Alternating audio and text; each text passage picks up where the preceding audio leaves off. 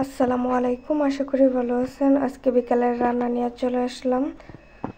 প্রথমে মূলা শাক বসিয়ে দিলাম চুলাতে, তারপর এখানে লবণ দিয়ে হালকা পরিমাণে একটু পানি দিয়ে ঢেকে ঢেকে ভাপ দিয়ে নিব সুন্দরভাবে, যাতে সিদ্ধ হয়ে যায় ভালোভাবে।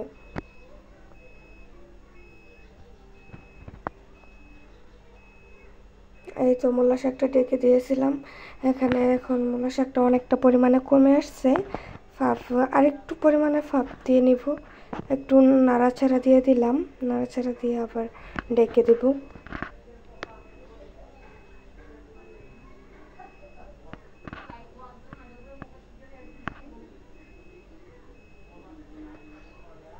নাড়াচাড়া দিয়ে সুন্দরভাবে আবার ঢেকে দিলাম।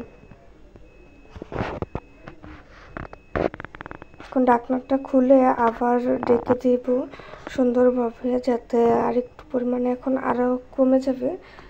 শাকটা যতটুকু ছিল ততটুকু থাকবে না। ভাপ দেওয়া শেষ। এখন একটা চালনিতে এটাকে ঢেলে নেব। এখন সবটুকু শাক ঢেলে নিলাম চালনিতে। এখানে সুন্দরভাবে পানি জড়িয়ে হালকা পরিমাণে, আমি যেহেতু আগে শাক রান্না করব সেহেতু একটু ঠান্ডা পানি দিয়ে নিতে পারবেন। আমি প্রথমে এখানে ঠান্ডা পানি দিয়ে সুন্দরভাবে এটাকে ঠান্ডা করে নিয়েছি কলের পানি দিয়ে। তারপর এটাকে সুন্দরভাবে চিপে পানিগুলো জড়িয়ে তারপর এখানে লবণ দিয়ে দিলাম। আগের লবণটুকু তো পানি জড়ানোর সময় চলে গেছে, লবণে কম হবে শাকে, তাই পরিমাণ মতো আর একটু লবণ দিয়ে সুন্দরভাবে হাতের সাহায্যে এটাকে জোড়া করে নিলাম। তারপর এখানে একটা কড়াই বসিয়ে তেল গরম করে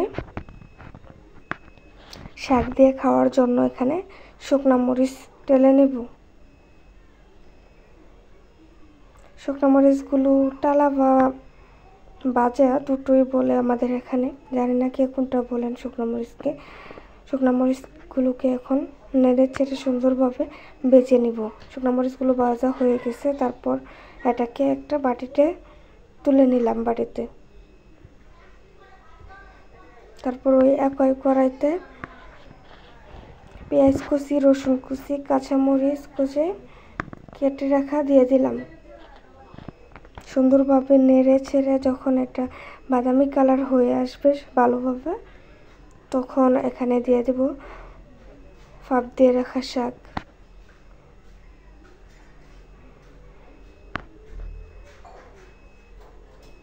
শাকটাকে সুন্দরভাবে নাড়াচাড়া দিয়ে দিতে হবে। পানিটা যখন একদম শুকিয়ে যাবে, শাকের থেকে শাকটা ঝরঝরা হয়ে যাবে, তখন শাকটা রান্না করা হয়ে যাবে।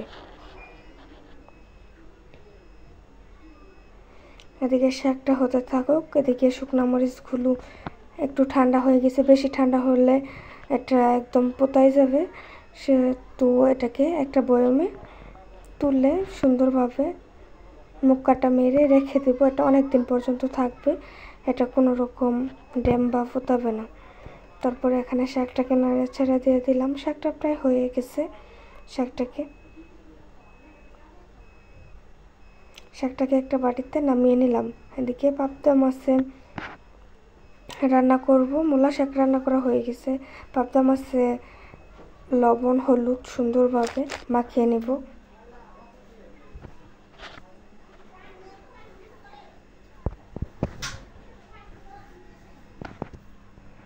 মাখানো হয়ে গেছে। একটা কড়াইতে তেল গরম করে নেব ভালোভাবে।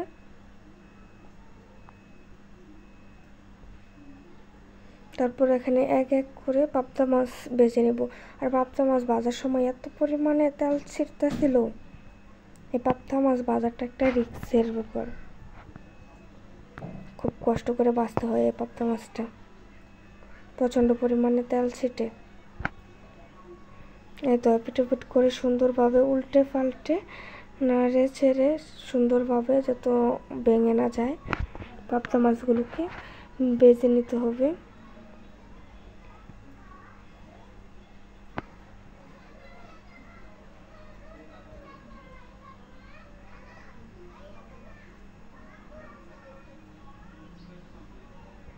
পাবদা মাছগুলো ভাজা হয়ে গেছে।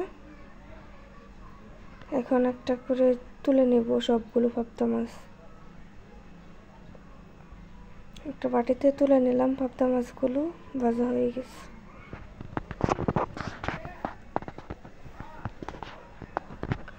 তারপর একই কড়াইতে পেঁয়াজ আর কাঁচামরিচ দিয়ে দিলাম। পেঁয়াজ কুচি করে কেটে নিয়েছিলাম, কাঁচামরিচ মাঝখান দিয়ে ফালা করে কেটে নিয়েছি। তারপর দিয়ে হালকা ভেজে এখানে তরকারি রান্না করার জন্য পাবদা মাছ দিয়ে যা যা মশলা লাগবে সব কিছু দিয়ে দিলাম। জিরা বাটা, রসুন বাটা,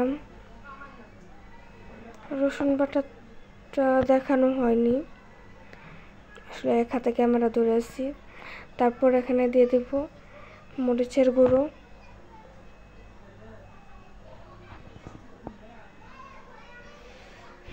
যে পরিমাণে জাল খান সে আন্দাজে সেরকম ভাবে মশলাটা দিতে হবে। তারপর দিয়ে দিলাম হলুদের গুঁড়ো, দিয়ে দিলাম স্বাদ মতো লবণ, দিয়ে এখন সুন্দরভাবে নাড়াচাড়া দিয়ে মশলাটাকে কষিয়ে নেব।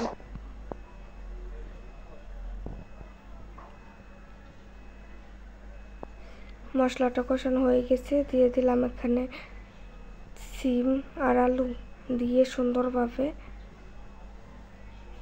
কষিয়ে নেব।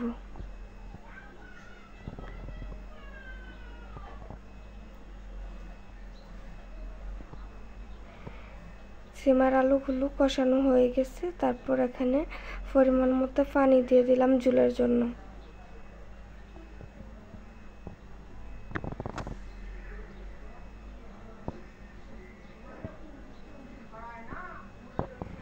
নাড়াচাড়া দিয়ে এটাকে ডেকে দিব। পাবদা মাছগুলোকে দিয়ে দিব। ঝোল দেওয়া শেষ, যেহেতু ভেজে রাখা পাবদা মাছগুলোকে ঢেলে দিলাম তরকারিতে। তারপর নাড়াচাড়া দিয়ে এটাকে, তারপর সাথে দিয়ে দিব টমেটো। একটা টমেটো নিয়ে নিয়েছি, কেটে রাখছিলাম আগে। এখন টমেটোগুলোকে দিয়ে দিলাম। এখন সুন্দরভাবে তরকারিটাকে ঢাকনা দিয়ে ঢেকে দিব। এই তো তরকারিটা উতলে গেছে। তারপর এটাকে দেখলাম সিদ্ধ হয়ে গেছে নাকি, সিদ্ধ হয়ে গেছে সিম, আলু, টমেটো সব কিছু। এখন পরিমাণ মতো ঝোলটা কমে আসলেই তরকারিটা হয়ে যাবে। এখন দিয়ে দিলাম ভেজে রাখা জিরা গুঁড়ো,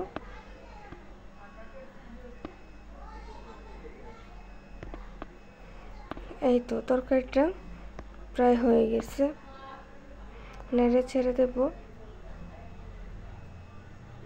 ঢেকে দেব।